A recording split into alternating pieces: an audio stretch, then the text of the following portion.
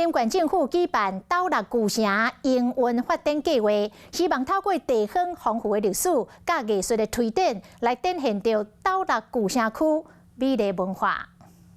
斗六市旧城区保留真侪早期发展的行政官署和历史建筑，为着推广云林县府，这届嘛特别举办斗六旧城营运发展计划，邀请真侪青创业者进驻。同时，嘛伫云林区云中街文创聚落、兴溪纪念馆、太平老街等等的景点安排活动。希望呢，大家可以走进这个斗六旧城的这个场域，重新认识何谓斗六旧城。云林县府伫咧去年和云林科大合作，将对旧城区 来做规划，未来县府嘛会联合斗六市公所，串联云林区周边的景点，让更较侪人来参访，嘛甲在地历史文化来发扬。不只是保留我们旧有的这些历史的这个文化背景让我们的下一代能够知悉也能够了解。透过县府斗六旧城营运发展计划，希望会当串联云林区周围的历史文化建筑，搁互青年业者来进驻，举办活动，互斗六旧城搁活起来。